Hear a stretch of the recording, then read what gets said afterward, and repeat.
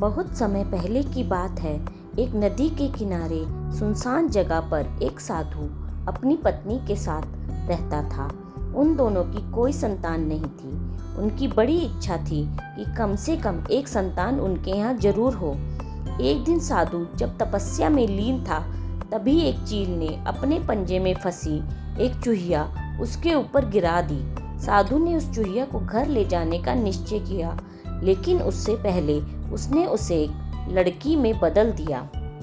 साधु उस लड़की को अपने घर ले आए। उस लड़की को देखकर साधु की पत्नी ने पूछा, कौन है ये?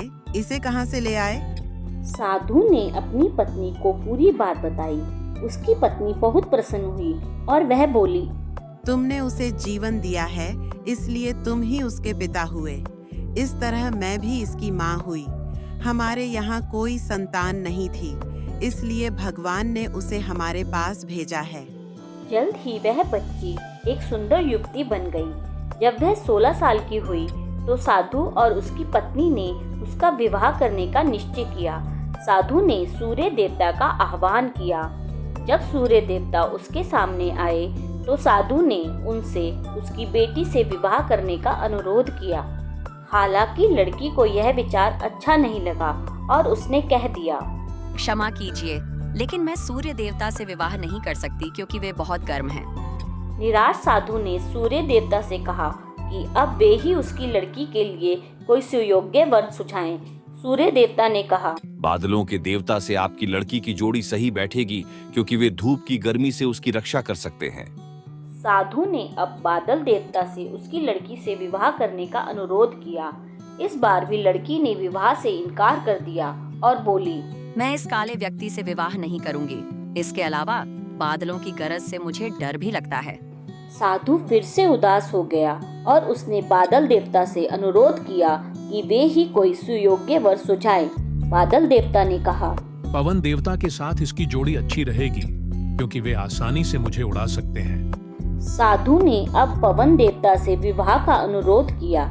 इस बार भी लड़की ने विवाह से इनकार कर दिया और बोली, मैं ऐसे अस्थिर व्यक्ति से विवाह नहीं कर सकती जो हर समय यहाँ वहाँ उड़ता रहता हो। साधु काफी परेशान हो गया। साधु ने पवन देवता से ही कोई सुयोग्य वर सुझाने को कहा। पवन देव ने जवाब दिया, पर्वतों के राजा बहुत मजबूत और स्थिर हैं। वे बहती हुई हवा को आसानी से रोक सकते हैं। उनसे आपकी लड़की की जोड़ी सही बैठेगी। साधु अब पर्वतराज के पास गए और उनसे उसकी लड़की के साथ विवाह करने का अनुरोध किया। हालांकि इस बार भी लड़की ने विवाह करने से इनकार कर दिया और कहा, मैं ऐसे किसी व्यक्ति से विवाह नहीं कर सकती जो इतना कठोर और ठंडा हो। लड़की ने साधु से किसी नर्म वर को खोजने को कहा। साधु ने पर्वतराज से सलाह मांगी। पर्वतराज ने जवाब दिया, किसी चूहे के साथ आपकी लड़की की जोड़ी अच्छी रहेगी, क्योंकि वह नरम भी है और आसानी से किसी पर्वत में भी बिल बना सकता है।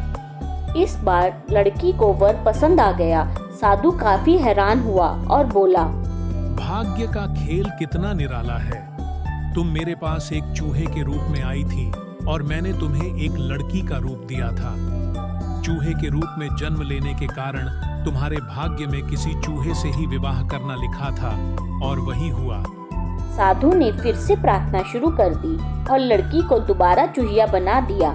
इस कहानी से हमें यह शिक्षा मिलती है कि भाग्य कभी नहीं बदलता। जो हमारे भाग्य में लिखा होता है वह हमें जरूर मिलता है। धन्यवाद।